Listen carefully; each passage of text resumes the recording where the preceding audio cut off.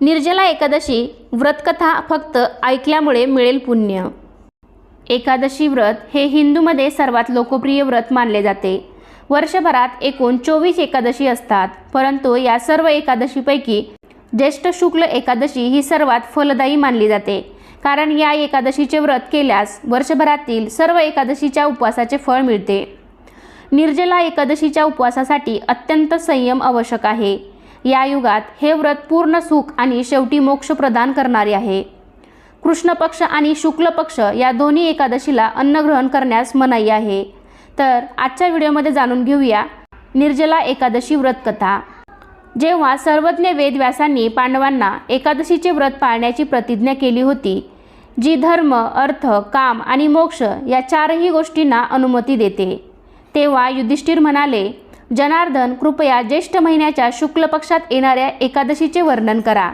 भगवान श्रीकृष्ण म्हणाले, हे राजा, याचे वर्णन परमपुण्यवान सत्यवती नंदन व्यासजी करतील, कारण ते सर्व धर्मग्रंथाचे तत्वज्ञानी, वेद आणि वेदांचे तज्ज्ञ विद्वान आहेत।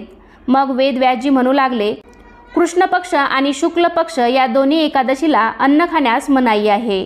द्वादशीच्या दिवशी स्नान करून पवित्र व्हावे आणि फुलांनी केशवची पूजा करावी। नंतर नित्यविधी पूर्ण करून प्रथम ब्राह्मणांना भोजन द्यावे व शेवटी स्वतः भोजन करावे।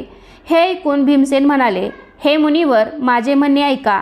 राजा युधिष्ठिर, माता कुंती, द्रौपदी, अर्जुन, नकुल आणि सहदेव हे सगळे कधीही एकादशीला जेवत नाहीत आणि ते मला नेहमी सांगतात की भीमसेन, एकादशीला जेवू नका, पण मला त्यांच्यासारखे उपवास करणे जमत नाही। मुनिवर, यावर काहीतरी उपाय सुचवा, मला स्वर्गप्राप्ती हवी आहे। भीमसेनचे म्हणणे ऐकून व्यासजी म्हणाले, जर तुम्ही नरक अपवित्र मानत असाल आणि स्वर्गाची प्राप्ती करू इच्छित असाल तर दोन्ही पक्षातील एकादशीच्या दिवशी भोजन करू नये। भीमसेन म्हणाले, महामुनी, मी खरे सांगतो, मी एकही वेळ जेवल्याशिवाय राहू शकत नाही, मग 2 वेळ उपाशी कसा राहणार? व्रक नावाची आग माझ्या पोटात नेहमी जळत असते, म्हणून जेव्हा मी खूप खातो तेव्हाच ती कमी होते। मी त्यातल्या त्यात वर्षातून एकदाच उपवास करू शकतो। कृपया असे एक व्रत निश्चित करा जे स्वर्गप्राप्ती सुलभ करेल आणि ज्याचे पालन करून मी पुण्याचा भागीदार होऊ शकेन। मी त्याचे योग्य पालन करीन। व्यासजी म्हणाले, भीमा, ज्येष्ठ महिन्यात सूर्य वृषभ किंवा मिथुन राशीत असो, शुक्ल पक्षातील एकादशीला पाण्याशिवाय व्रत करावे। तोंडात पाणी फक्त कुस्करण्यासाठी किंवा तोंड धुण्यासाठी टाकता येते, त्याशिवाय विद्वान माणसाने तोंडात पाणी घेऊ नये। पूर्ण दिवस निर्जल राहावे, अन्यथा उपवास मोडतो। एकादशीच्या सूर्योदयापासून दुसऱ्या दिवशी सूर्योदयापर्यंत जलवर्ज केल्यास हे व्रत पूर्ण होते। त्यानंतर द्वादशीला सकाळी स्नान करून विधीपूर्वक ब्राह्मणांना जल आणि सोने दान करावे किंवा अन्नदान करावे। अशा प्रकारे सर्व कार्य पूर्ण केल्यानंतर जितेंद्रिय पुरुषाने ब्राह्मणासोबत भोजन करावे। केवळ निर्जला एकादशीचे पालन केल्याने मनुष्य वर्षभरात होणाऱ्या सर्व एकादशीचे फल प्राप्त करू शकतो, यात शंका नाही। शंख, चकती आणि गदा धारण करणाऱ्या भगवान केशवांनी मला सांगितले होते की जर एखादी व्यक्ती सर्वांना सोडून माझ्याकडे एकटी आली आणि एकादशीचे व्रत केले तर तो सर्व पापापासून मुक्त होतो। एकादशीचे व्रत पाळणाऱ्या व्यक्तीला काठी घेऊन प्रचंड राक्षसी आणि भयंकर यमदूत येत नाहीत। शेवटी पिवळा वस्त्र परिधान केलेला, मृदू स्वभावाचा, हातात सुदर्शन धारण केलेला आणि तशाच तत्पर मनाचा असलेला विष्णूचा दूत शेवटी या वैष्णव माणसाला भगवान विष्णूच्या निवासस्थानी घेऊन जातो। म्हणून निर्जला एकादशीचे व्रत करून श्रीहरीची पूजा करावी। स्त्री असो किंवा पुरुष, तिने मेरू पर्वता एवढे मोठे पाप केले असेल तर या एकादशीच्या व्रताच्या प्रभावाने ते सर्व जळून राख होते। त्या दिवशी पाण्याचे नियम पाळणाऱ्या व्यक्तीला पुण्य प्राप्त होते। प्रत्येक प्रहरामध्ये लाखो सोन्याची नाणी दान केल्याचे फळ त्याला मिळते, असे ऐकले आहे। मनुष्य निर्जला एकादशीच्या दिवशी स्नान, दान, जप, होम इत्यादी जे काही करतो ते सर्व अक्षय आहे। हे भगवान श्रीकृष्णाचे विधान आहे। निर्जला एकादशीचे व्रत योग्य पद्धतीने केल्यास मनुष्य वैष्णवपद प्राप्त करतो। जो व्यक्ती एकादशीच्या दिवशी अन्न खातो तो पापाचे अन्न खातो। या जगात तो चांडाळासारखा आहे आणि मृत्यू झाल्यावर त्याला दुःखाचा सामना करावा लागतो। ज्येष्ठाच्या शुक्ल पक्षातील एकादशीचे व्रत आणि दान करणाऱ्यांना सर्वोच्च पद प्राप्त होते. जे एकादशीचे व्रत करतात ते खुनी, मद्यपी, चोर, देशद्रोही असले तरी सर्व पापापासून मुक्त होतात.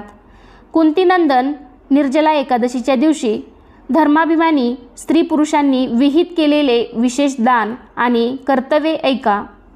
त्या दिवशी पाण्यात झोपलेल्या भगवान विष्णूची पूजा करावी आणि जलमयी धेनूचे दान करावे किंवा शुद्ध धेनू किंवा घृतमयी धेनूचे दान करावे.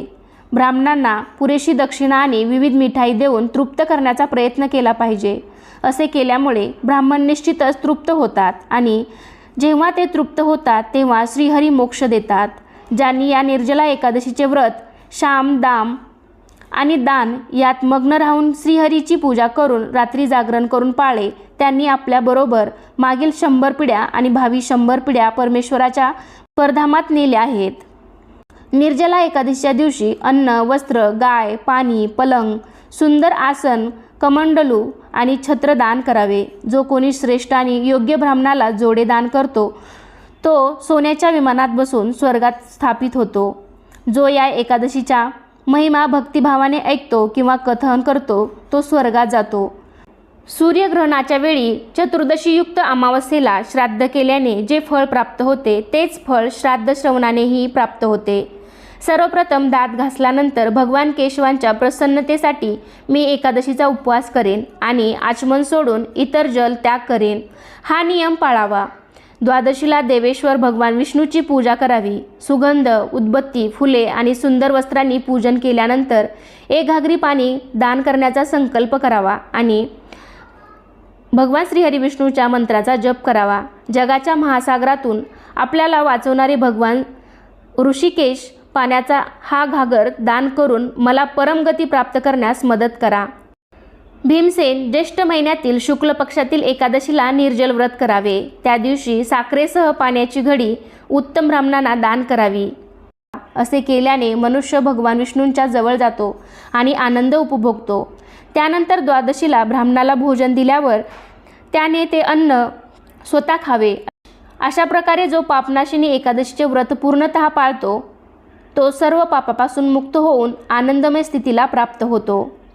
मुनिवरांचे हे बोलणे ऐकून भीमसेनानेही या शुभ एकादशीचे व्रत सुरू केले. तेव्हापासून ती लोकांमध्ये पांडव द्वादशी म्हणून प्रसिद्ध झाली. ज्येष्ठ शुक्ल पक्ष एकादशीच्याच दिवशी भगवान श्रीकृष्णाने रुक्मिणी देवीचे अपहरण केले होते, म्हणून या एकादशीला रुक्मिणी हरण एकादशी असेही म्हणतात. तर कशी वाटली छोटीशी आजची कथा नक्कीच मला कमेंटद्वारे सांगा. तर ही कथा फक्त ऐकल्याने सुद्धा पुण्यफळाची प्राप्ती होते. धन्यवाद. श्री